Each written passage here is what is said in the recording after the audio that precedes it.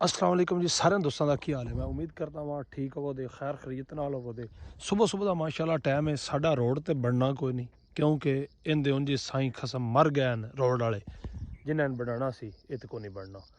हुण मैं गल अज ये करन लगा वां कि कुछ दिनों तक इंशाल्लाह साडे हाफजाबाद दे इलैक्ट्रॉनिक बसां मरियम बीबी वालियां चल रही हैं ते जिहड़ा साडा रोड है ना चक भट्टी बड़ी के तारड़ बैक अहमद यार कोट कादर बस चक सजादा और दूसरा अपना जानिया राजा फेरो की कोट जाफर गुजर की और पटी चक पंजग्राई और इस तो अगे नारोवाल ते थले और भी बतेरे पिंड ने। इस रोड ते सब तो ज़्यादा उन्हां बसां की ज़रूरत है। ये रोड ज़रूर सलैक्ट किया जाए क्योंकि ये रोड की वजह तो साडे बच्चे स्कूल पढ़न तो बिल्कुल महरूम नो। क्यों महरूम नो? वजह की है साडे कोल ऐसे घर नो गरीब जिन्हों को मोटरसाइकिल ही नहीं बच्चे पढ़न वास्ते ना, और उस तो इलावा जिन्हों को मोटरसाइकिल उन्होंने को अखराजात ही नहीं कि असी अपने बच्चों ने स्कूल पढ़ा लीए। ठीक है, खर्चा कोई नहीं। और इस तो इलावा और भी काफ़ी मामलात नो क्योंकि सब तो गरीब जिहड़ा इलाका है ना मेरे अंदाजे नाल इस टाइम कद्दी दा बनया पिया। क्यों कद्दी दा बनया पिया? वजह ये वे कि सैलाब आया और हर चीज़ तबाह कर गया।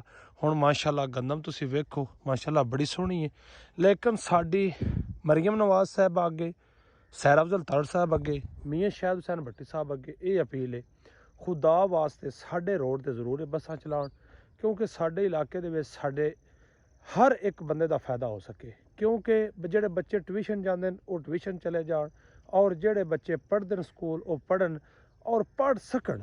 ठीक है, ये सारे भरा जरूर इस वीडियो न जरूर शेयर करें जे ताकि जिन्हें हाफजाबाद जाना हो हाफजाबाद आराम नाल टुर जान और जिन्हें जलालपुर भट्टियां जाना हो आराम नाल जलालपुर भट्टियां टुर जान।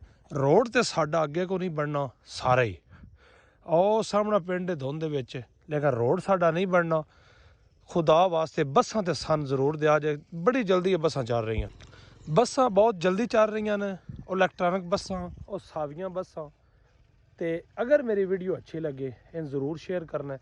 मेरे इलाके दे बंदियां जरूर करना है जिन्ना जिन्ना इस पिंडां दे सारे मेदियाबाद धाड़ीवाल सारे पिंडां दा इसदा फायदा है। इन्हां बसां दा इस पूरे इलाके नूं फायदा है। ठीक है, कोट साक हो गया और इस रोड में भी सारे फायदा है। इंशाल्लाह अगर ये बसां इस रोड पर चलन ना तो बहुत ज़्यादा फायदा है। तो सारे भरा इस वीडियो ज़्यादा तो ज़्यादा शेयर करें जे ताकि एक किसी हुक्मरान तक पहुँच जाए और ये साडी आवाज़ जी उन्होंने तक अपड़ जाए और साडा काम हो जाए। वसते रहो सजनों। अस्सलाम वालेकुम।